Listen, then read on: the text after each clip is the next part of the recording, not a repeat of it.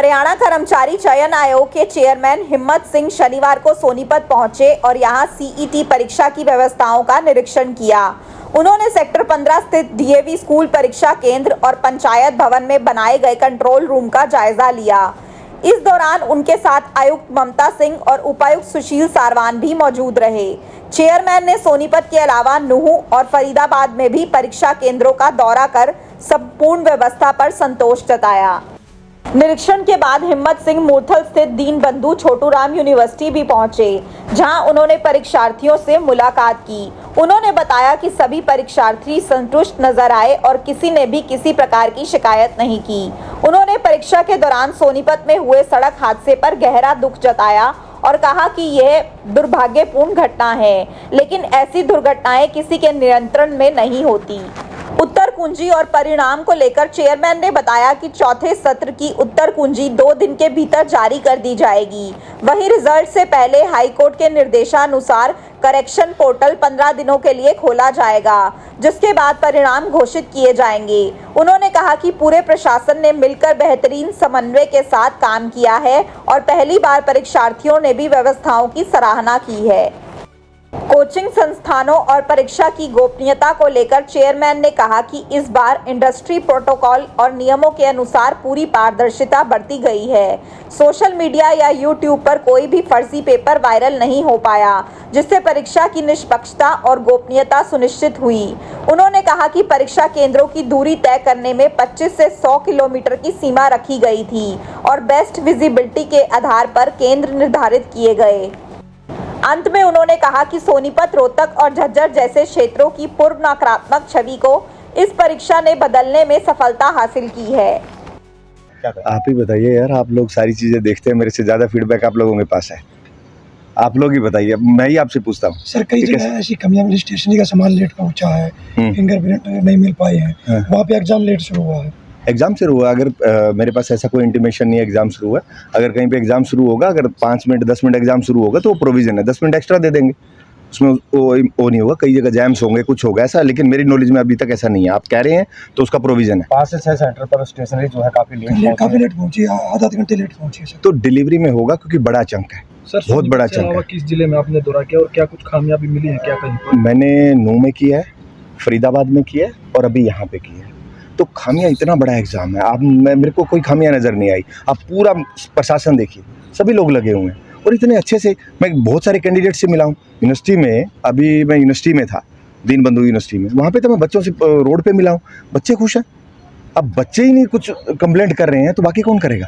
Sir, सरकार ने roadways बसों की व्यवस्था कर रखी थी, लेकिन आज एक निजी कार में एक सोनीपत पेपर देने आ रहे थे, रेवाड़ी से सड़क हादसा हुआ, उसमें एक महिला अभ्यर्थी की जो है मौत हो गई है। ये बड़ा दुर्भाग्यपूर्ण है, लेकिन कई चीज़ें ऐसी हो सकती हैं, किसी के कंट्रोल में नहीं है। रूटीन में भी एक्सीडेंट्स होते हैं, लेकिन बड़े दुख की बात है कि ऐसा है, लेकिन उसमें कोई कुछ भी नहीं कर सकता। जो भगवान को मंजूर है वही होता है। सर, आंसर की और रिजल्ट कब तक आने की संभावना है? कि 2 दिन एग्जाम है। आंसर की जो आंसर की होगा वो 4th सेशन के बाद हम नेक्स्ट डे और नेक्स्ट टू नेक्स्ट डे, तो उसके अकॉर्डिंगली वो कर देगा। रिजल्ट के अगर बात करूं तो इससे पहले करेक्शन पोर्टल होगा, एग्जाम के बाद करेक्शन पोर्टल ओपन होगा as per the direction of the high court.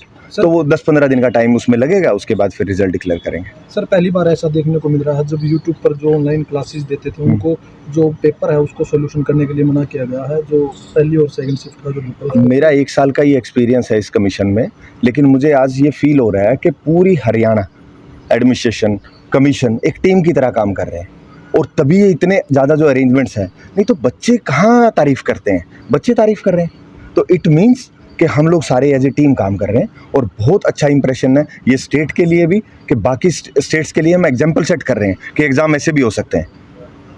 पहली बार एक प्रयोग के साथ जो है मैदान में और अच्छे रिजल्ट भी मिल रहे हैं। इसको लेकर और अलग से कुछ नई व्यवस्थाएं करने में जो है विभाग जुटेगा, एचएससी जुटेगा। कमीशन हर बार बेटरमेंट के लिए काम करेगा। जो चीज़ें कुछ टाइम इस टाइम बेटर हुई हैं, नेक्स्ट टाइम भी आपको कुछ नया देखने को मिलेगा। हरियाणा के काफ़ी सेंटर जो है कोचिंग सेंटर है, उन पर निगरानी थी, पेपर लीक जैसी समस्याएं जो है वो निगरानी में थी। तो किस प्रकार से निगरानी की गई है और किस प्रकार से ऑब्जर्वेशन रही? जो इस इंडस्ट्री के प्रोटोकॉल है, हमने सिर्फ उसको ही फॉलो किया है। हमारा प्रशासन मुस्तैद है, और जो उस इंडस्ट्री के प्रोटोकॉल होते हैं, आपके मीडिया के भी प्रोटोकॉल्स हैं, एग्जाम इंडस्ट्री के भी, रिक्रूटमेंट एजेंसी के भी प्रोटोकॉल, हमने वही फॉलो किए हैं और रिजल्ट आपके सामने है। तो कोई ऐसी कोई यूट्यूब पे भी और कहीं सोशल मीडिया पे भी कोई ऐसा भी नहीं है कोई पेपर ही सर्कुलेट हो रहा हो फेक पेपर टाइप, कुछ भी नहीं है, बहुत अच्छे से हो रहा है। सर क्या आने वाले जी।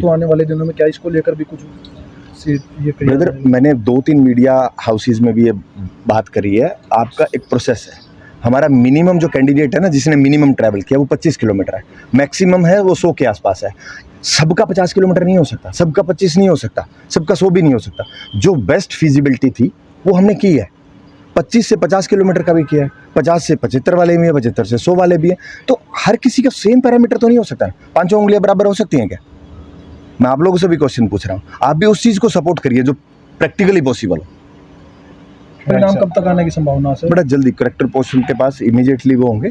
और अब मैं सोनीपत में हूँ और आप लोगों ने मेरे से नहीं वो किया, मेरे मन में एक सवाल है।